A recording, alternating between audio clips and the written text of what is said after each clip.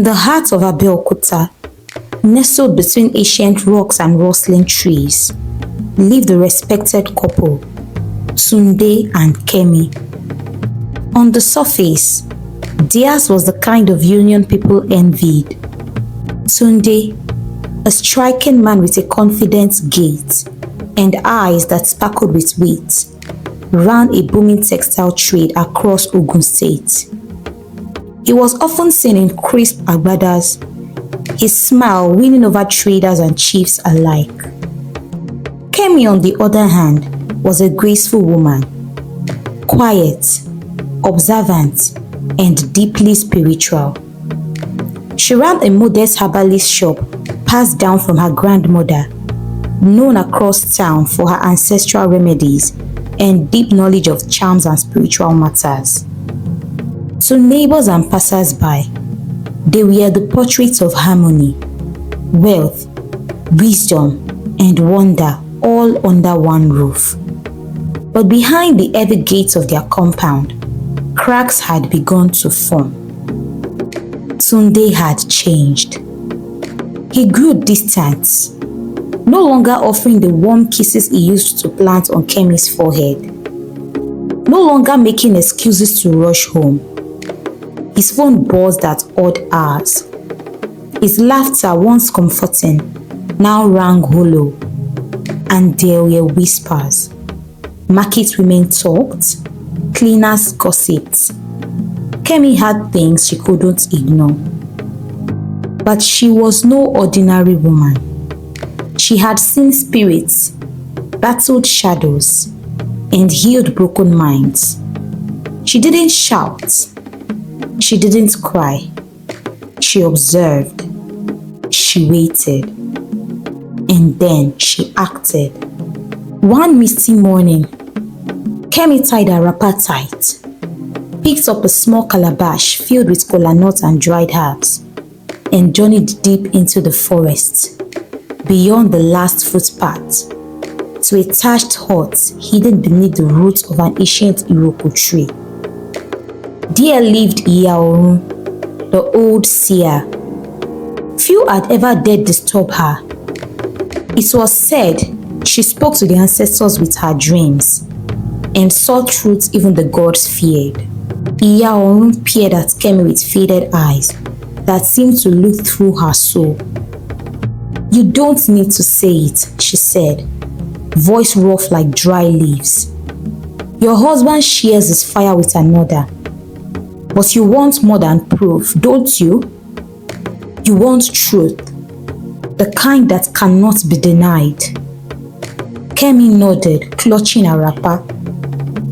Iyaorun mixed roots, whispered chants, and handed her a small brown charm tied with red thread.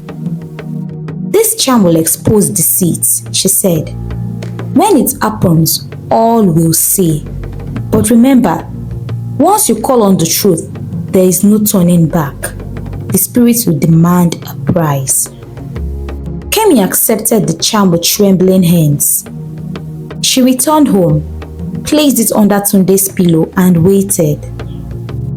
Weeks passed. Tunde grew bolder, careless even. One afternoon, claiming a business trip, he drove to a hidden guest house on the outskirts of town. His companion, a much younger woman named Ngozi, whose beauty was known in whispers, a university dropout with dreams of marrying rich and living soft. Inside the room, music played faintly, perfume mixed with sweat. They kissed, they touched, but just as their passion reached its height, something strange happened. A sudden chill swept the room. Then with a jolt, their bodies locked. Literally, limbs tangled unnaturally, hips, hands, mouths bound together. They couldn't speak, they couldn't move. Tunde's eyes widened in horror. Ngozi tried to scream, but only gasps came out. They groaned, panicked, struggling against invisible ropes. Minutes felt like hours.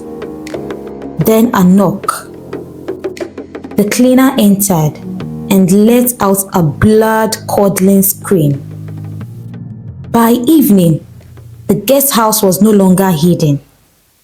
Word spread like wildfire across Abeokuta. A crowd gathered, whispering, laughing, praying. And through the crowd walked Kemi. She was dressed in white, her head tied with a gele so neat it could cut glass. Her expression was calm, almost royal. In her hand, she carried a leather pouch, the same one Iyaorun had given her. When Tunde saw her, shame swallowed his pride. His voice, trembling and hoarse, found its way through clenched jaws. Kemi, please forgive me. Help us, I am wrong. Kemi said nothing at first. Then she turned and walked away, only to return moments later with the charm. She knelt, placed it before them, and whispered ancient words known only to her bloodline. A soft wind stirred, though the air was still. And then, snap, the spell broke. Tunde and Ngozi fell apart, gasping, scrambling for clothes. Murmur filled the air. But as Tunde turned to speak, the sky rumbled. A single loud crack of thunder shook the earth, though not a cloud dotted the sky. Kemi froze. Iyaorun's warning returned, clear and cold. There can be no return without a price. Suddenly, Tunde clutched his chest. His knees buckled. Kemi, he tried to speak, but the words dissolved. And then he collapsed, lifeless. Ngozi screamed in terror. The crowd fell silent. Kemi stood frozen, not in triumph, not in satisfaction, but in stunned disbelief. Her heart cracked open. She hadn't wished him dead. She wanted only the truth. But the spirit had taken its prize. And in the air silence, Iyaorun's voice echoed in her mind once more. The truth is a blade. It cuts both ways. Kemi dropped to her knees, tears spilling down her cheeks. She pressed her hands together and whispered, I only wanted the truth, not this. Enjoyed this story? Ensure to like, subscribe and tap the notification bell for more intriguing stories.